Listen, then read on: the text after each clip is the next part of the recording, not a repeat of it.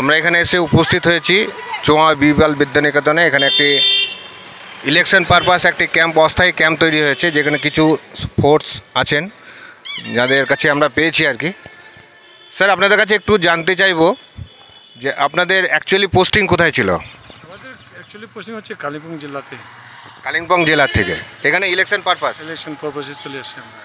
আমাদের মুর্শিদাবাদ কেন্দ্রের যে তৃতীয় দফার ভোটটা হলো আর কি, এই দিকটায় এসে আপনাদের এলাকাটা তো অন্যরকম, আমাদের এই মুর্শিদাবাদ ডিস্ট্রিক্টে এসে এখানকার ভোট কেমন লাগছে আপনাদের? এখানকার ভোট দেখলাম যে ভালোভাবে হলো। আমাদের সেরকম অনেক কোনো কষ্ট বলে হলো না, মানে সুস্থ শান্তভাবেই হলো, যা দেখলাম বুঝলাম।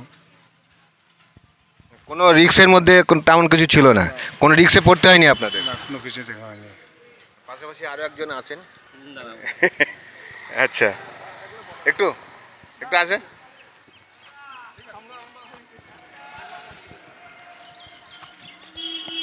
বলতে চাইছি, আপনারা তো দূর দূরান্ত থেকে পরিবার ছেড়ে, পরিজন ছেড়ে যে দূর দূর বিভিন্ন জায়গা থেকে এসছে, নানান জায়গা থেকে নানান রকম খবর আসছে, আপনাদের কি একটু টেনশন ছিল?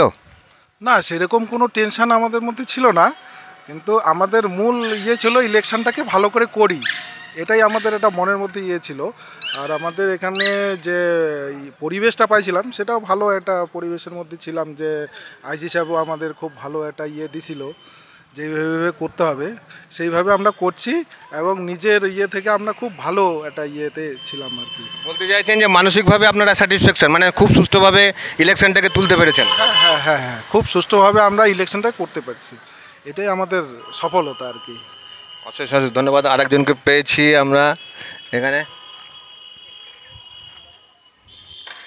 স্যার, আপনি কিছু বলবেন? ঠিক আছে, ওকে।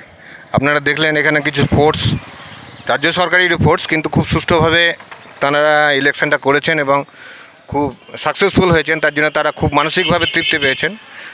সংসার পরিজন ছেড়েও যে অনেক দূরে তারা এসছেন। অ্যাকচুয়ালি এদের পোস্টিং হচ্ছে কালিম্পং থেকে এনারা এসছেন। অনেকে অনেক কিছু বলতে চাইলেন না, নানান হয়তো তাদের বাধা নিষেধ থাকতে পারে আর কি। ধন্যবাদ সবাইকে, ধন্যবাদ। একটু হাই করে দেন।